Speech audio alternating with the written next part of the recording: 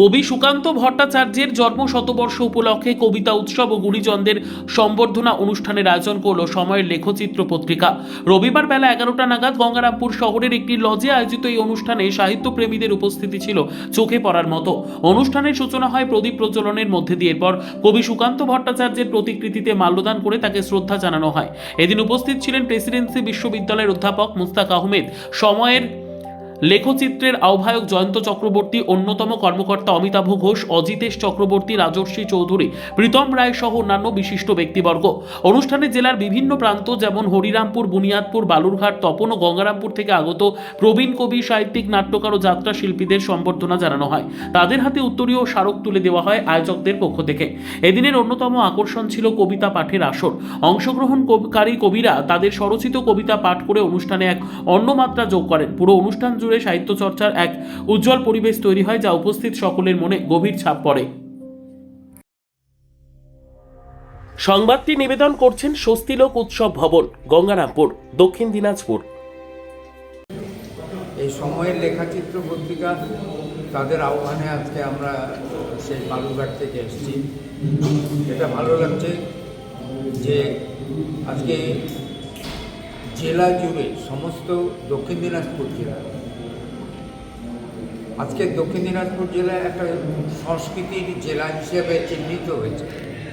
এখানে কেবল সাহিত্য নয়, এখানে যেমন সাহিত্য আছে, এখানে নাটক আছে, এখানে যাত্রা আছে, গান আছে, সমস্ত রকমের কিছু আছে। এই যে ছোট্ট একটা প্রান্ত সীমায় আমাদের পশ্চিমবাংলার মধ্যে বোধহয় সব থেকে ছোট জেলা, তো আজকে এই রকম একটা এই যে জেলায় দাঁড়িয়ে থেকে আমরা যে কাজগুলো করতে পারছি এবং এই যে পত্রিকাগুলোর জন্ম হচ্ছে এবং তারা চালিয়ে নিয়ে যাচ্ছে বর্তমান প্রজন্ম, এটা আমাদের কাছে একটা বড় পাওনা। এবং সর্বোত্তম সুযোগ সুবিধা রয়েছে আতিথেয়তায়। সুপরিচিত স্বস্তিলোক উৎসব ভবন অতিথিদের যে কোনো অনুষ্ঠানের জন্য উপযুক্ত ওয়ান স্টপ ডেস্টিনেশন। আমরা আপনার বিশেষ অনুষ্ঠানটিকে অবিস্মরণীয় করে তুলি। স্বস্তিলোক উৎসব ভবন, শিববাড়ি রোড, গঙ্গারামপুর, দক্ষিণ দিনাজপুর। আমাদের মূল লক্ষ্য হচ্ছে সাহিত্য সংস্কৃতির প্রসার। আমাদের গঙ্গারামপুর থেকে প্রকাশিত সময়ের লেখচিত্র একটি সাহিত্য পত্রিকা। আমরা তার পক্ষ থেকে গঙ্গারামপুর শহরের পারিজাত লজে আমরা এখানে একটি অনুষ্ঠান করছি, কবিতা উৎসব 2026 এবং পুনর্ভাবা সৃজন সম্মাননা।